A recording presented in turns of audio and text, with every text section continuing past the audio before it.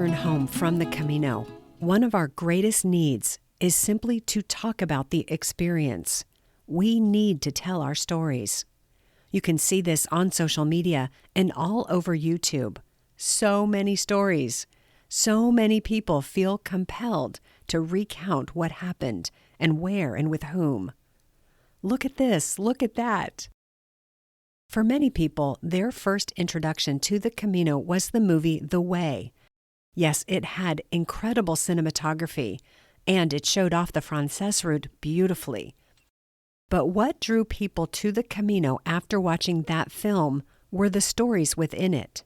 It was the characters who were walking for the familiar reasons of grieving and honoring a loved one, healing from past trauma, seeking and finding inspiration, and trying to fix something they didn't like about themselves. That's where the story was. And we got caught up in those stories and how they played out on the 800-kilometer-long stage of the Camino de Santiago. Hi, this is Nancy, and today I am here to talk about how our stories connect us to each other and inspire us to reach higher.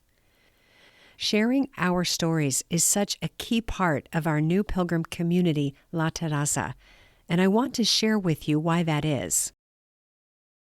In sharing our Camino experiences, we come to understand them better, and we discover hidden treasures in the factual accounting of what happened, when, where, and how. I'm going to share with you 5 reasons why telling our Camino stories is so important. Then we will wrap up with the 3rd audio session from our community challenge, Mining the Lessons of the Camino. Before I dive into all that, I want to mention that this episode of the You on the Camino de Santiago podcast is number 3 in a series that started on August 13th, 2025. If you are just dropping in with this episode, you may want to go back to the 2 episodes before this one to start at the beginning of the series. Okay, now, let's get to those 5 reasons why telling your story is so important. The first and perhaps most obvious reason we collect and share Camino stories is to document the experience for ourselves, our friends, and our families. Our people want to know what we did, where we went, and who we met. And we want to capture the experience in words and photos so we can relive it when we return home and later throughout our lives. We want to show people, look what I did. But it can go deeper than that, which is the second reason we need to share our stories. When we tell our stories out loud, it helps us to process what happened. This is especially true if you can hear a recording of you telling your own story, as we do here on the podcast. When you listen to your own voice talking about the sights, the sounds, the struggles, and the surprises, you can start to hear patterns or lessons you might not otherwise catch. Do you remember Jody from episode 126 of the podcast? It was just this past week. Jody wrote to tell me how helpful it was to be a guest. She said this: "It felt good to tell my Camino story, and hearing it was even more powerful." The other thing that sharing our story out loud can do is spark new connections in our memory and show us how to connect dots we didn't know were connected. This can make the journey feel even richer, and it can lay the groundwork for integrating the lessons into our lives. Another reason to share our stories is to inspire others. Our personal stories give others courage to take their own first steps, whether that's on the Camino or toward some other big life goal. Also, our stories help demystify the experience of walking the Camino for those who might want to follow in our footsteps, but may feel afraid to take the risk. The 4th reason to share your story is because storytelling connects us to each other, and it opens the door for others to value and share their own stories. As we weave our stories together, storytelling fosters empathy, camaraderie, and a sense that we've walked together, even if we took different routes or walked at different times. And finally, the pilgrimage to Santiago de Compostela lends itself perfectly to storytelling because it is in and of itself such a compelling story. Telling your story adds your voice to this centuries-old tradition of pilgrimage. Every story adds to the collective history of the Camino, keeping its spirit alive for generations to come. By adding our voices, we spread the kindness, hospitality, and wisdom we received along the way. Telling our Camino stories is so important that we are going to be dedicating the entire month of September 2025 to telling our stories inside the La Terraza community. That will be our theme for the month. One of the biggest challenges pilgrims face after returning home from the Camino is figuring out how to tell their stories, specifically what to share and with whom. I mean, where do you start? And who is going to sit still long enough to hear your whole story? You know who. Other pilgrims. Now, if you walked the Camino a while ago, maybe even years ago, you may be thinking you've already told your story, so that's done. Or you may be thinking, why bother now? The reason to spend your time on your Camino story is that your understanding of it has likely deepened with time. Memories shift, meanings grow, and the perspective you have today may reveal insights, connections, and emotions you couldn't see right after you finished walking. And it may be worth checking in to see if the reason you walked the Camino way back when is currently alive and kicking in your daily life. If it's not, then revisiting your Camino story can get that deep motivation back to front and center. It can bring you right back to the middle of your pilgrimage and open up your heart and mind to the connection you felt to that best version of you who you met on the trail. It's never too late to tell your Camino story, and it's never too soon either. Your Camino story is just one part of your entire story, and it can have a tremendous impact on the narrative of your life. Think about who you were before the Camino. What was most important to you? How do you talk about who you were and what was important to you? I know my own story has evolved as I've come to better understand my Camino story. What used to be a dark chapter in my life when I got divorced and was laid off from my big girl corporate job is now a pivotal turning point that led me to my first steps on the Camino. And those first steps led to a 20-year-long love story of discovering and expressing who I really am. That's love for the Camino and some hard-won self-love. If I were to compare my life before the Camino to my life now, I can see very few similarities. Before the Camino, I was struggling, trying to figure out what to do with my life, what was next, where I wanted to be, and I wasn't all that satisfied. I was facing down the option of going back into the corporate world, which I didn't love, understatement, and settling into a job that would severely limit my freedom to travel, while also, bonus, crushing my soul. Now I have my own business. I make my own schedule, and I choose what kind of projects I work on. I get to create content about a topic I love and know a lot about, and I get to interact with people from all around the world about something they are intensely interested in. I get to live my highest values every day: freedom, integrity, and kindness.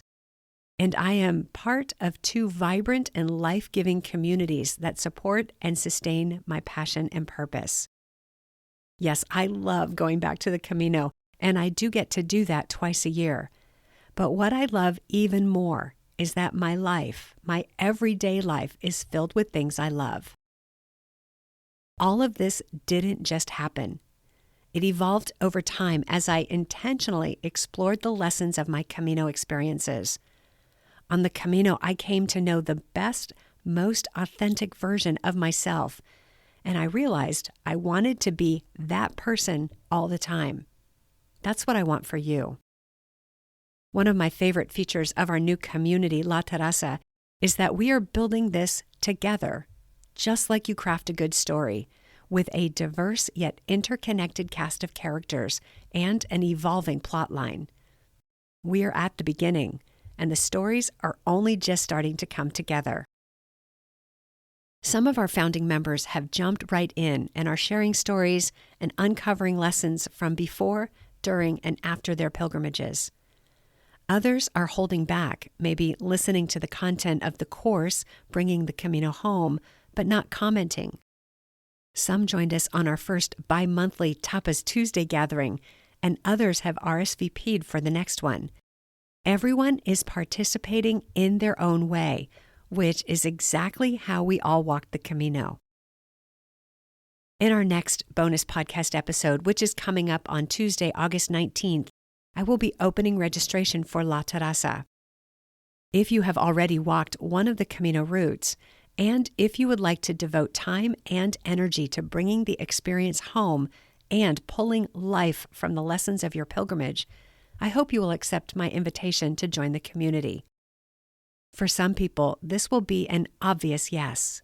You can see the value, and this is a priority for you. For others, you may need some proof first. You will want to get some results before you jump in, so I hope you are dedicating time to listening to the audio sessions in this series from the Mining the Lessons of the Camino Challenge and reflecting on the prompts I've been sending out to my email list so you can get a full sampling of the kind of content and activities we have inside La Terraza. By the way, in case you aren't on my email list, you can get on it by going to thecaminoexperience.com/challenge. You do have some time to complete the challenge before joining La Terraza because registration will open for 5 days. That'll be from noon on Tuesday, August 19th through midnight on Saturday, August 23rd. For those of you who are not in the U.S., those are all California times and dates, so keep an eye on that. For some people, joining La Terraza won't be an easy decision because this isn't a free offer. This is a membership-based community. There will be options, though, as we want to make this available to as many pilgrims as possible. And I know that for some people, this simply won't be a fit. You love the content you're getting here on the podcast, and maybe you feel that's all you need. Totally fine. Wherever you stand, whether you join us or not, my wish is that you get the value out of these 5 bonus episodes and the Mining the Lessons of the Camino Challenge I've been sharing here on the podcast. You deserve to get the most out of your Camino experience. So speaking of the challenge, coming up in a moment is the audio session from week 3. This is the exact content I'm sharing inside the La Terraza community to support our monthly theme, Mining the Lessons of the Camino. The challenge isn't just about content, though.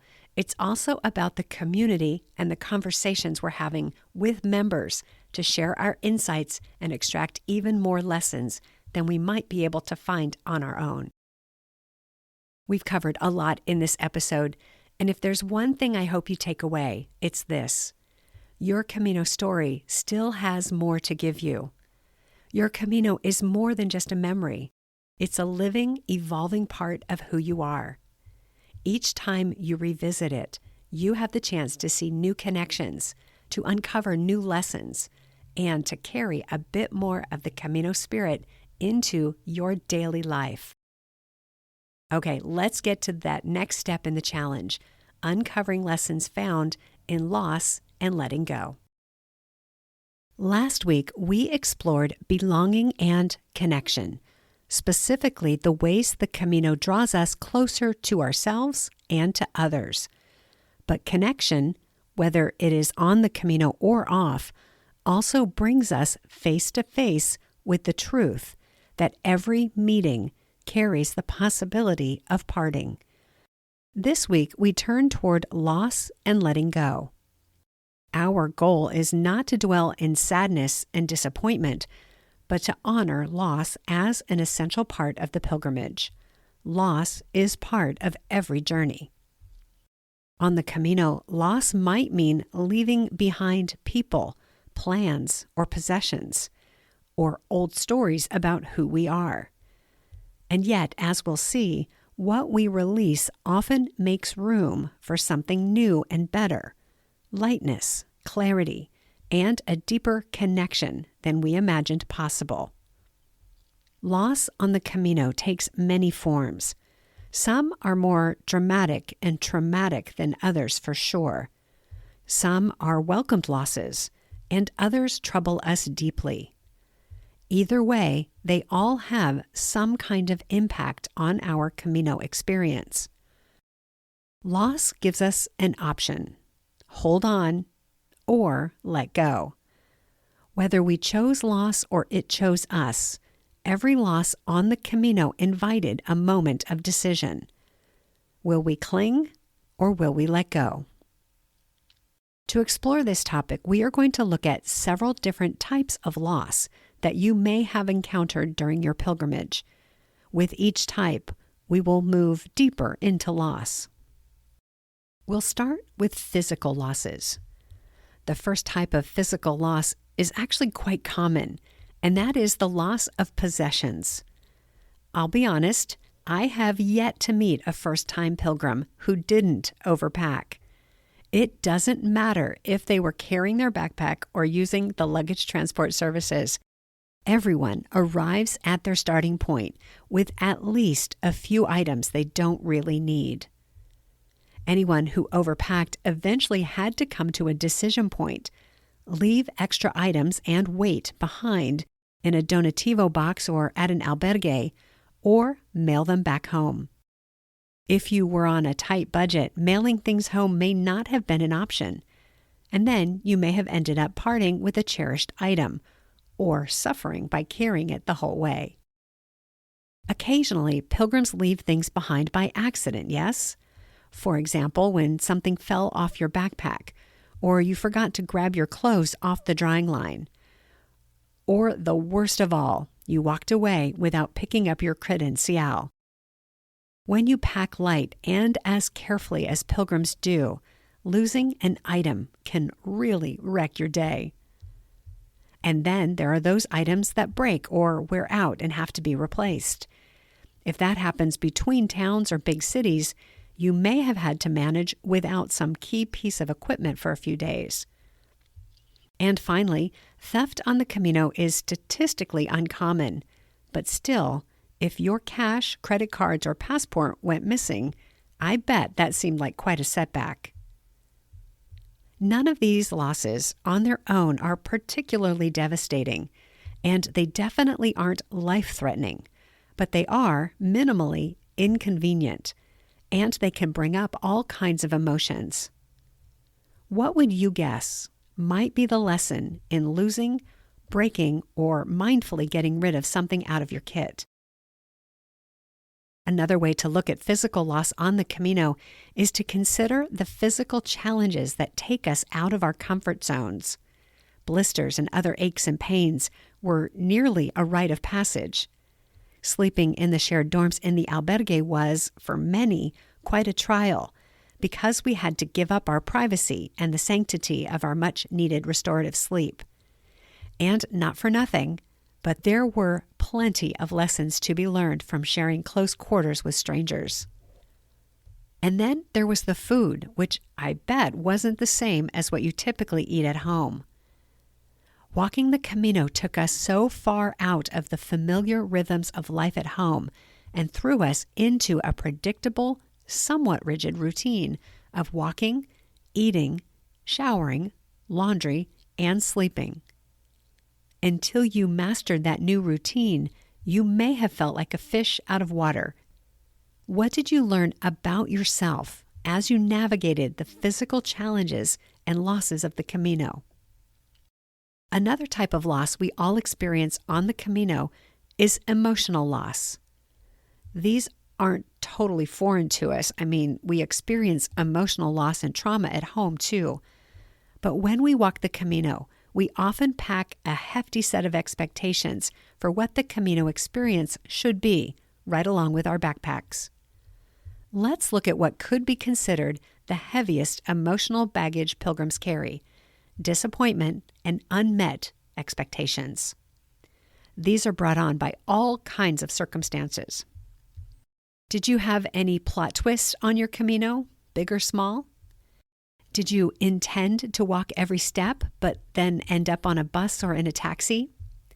Did you become injured or sick and have to stay back to rest and heal while your pilgrim friends continued on? Did you miss a cathedral or monument you were hoping to see, or miss an event or opening hours because your timing was off? Was a place you really, really wanted to stay full or completo when you got there and you had to stay someplace else? Did you lose track of friends or your Camino family and end up alone or tasked with making a new batch of friends? Did you get delayed or ahead of schedule and miss a longed-for meetup? Did you end up walking alone when you'd hoped to find a Camino family? Or did you get stuck in a big wave of pilgrims or with a big school group that made the trail feel chaotic and overcrowded, ruling out the serene, contemplative experience you were hoping for? Was the weather bad when you crossed the Pyrenees, obscuring the million-dollar view you'd been promised? Did you get more rain than blue skies with puffy white clouds? Did you reach Santiago and feel nothing? Was your arrival not at all or not entirely what you'd hoped for? Now, it's possible I'm just scratching the surface here.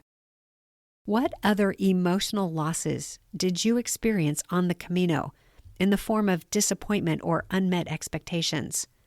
And what impact did they have on your Camino experience?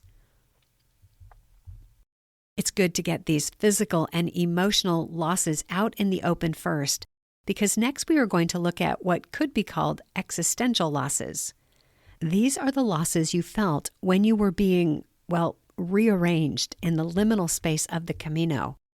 For example, some pilgrims experience a loss of identity on the Camino as they shed old beliefs and let go of the roles or labels for who they were in their careers, families, or communities. Even if you desire these changes, they can still occur as losses. A parent without his children or a CEO without her company can feel completely unmoored. As a pilgrim explores the inner spiritual journey of the pilgrimage, there is always the chance that the walk will bring more and bigger questions than the longed-for answers. And what happened when you realized that your old storyline of "I'm not strong enough" or "people can't be trusted" was not actually true? We get used to the baggage we carry.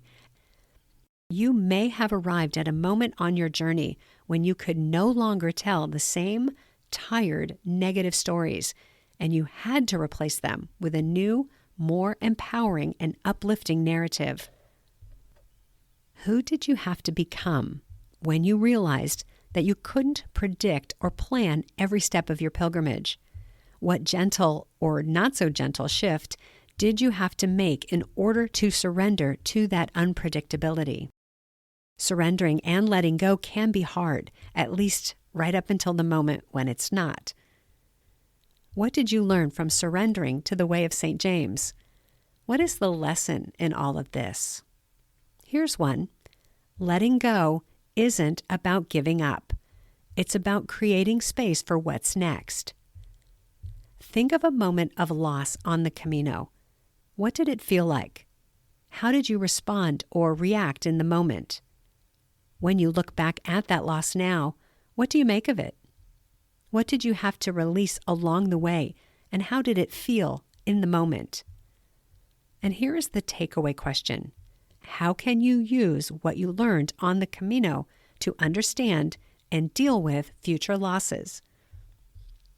We've been talking about loss on the Camino, what caused it, how it felt, and what lessons we might discover from it.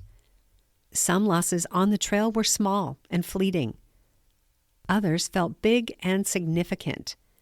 But some of the heaviest losses might have been the ones we brought with us.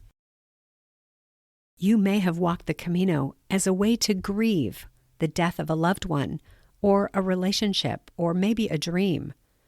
Or you may have walked with and through trauma caused by sexual or child abuse, or by serving active duty in the military. The open space of the trail offered room to feel what daily life often crowds out or simply can't heal: sadness, longing, or regret. The Camino invited us to lay down these heavy loads. It happened step by step as we succumbed to the rhythm of our steps and the tap, tap, tap of our trekking poles. It happened as we opened our senses to the sights and sounds and smells we encountered when we spent hours outside each day, separated from the earth only by the soles of our boots.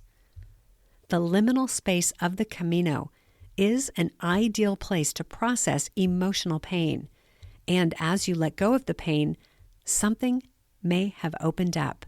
You may have felt a slow, subtle shift of the light, or you may have felt your departed loved one walking beside you or speaking to you through a stranger's kindness.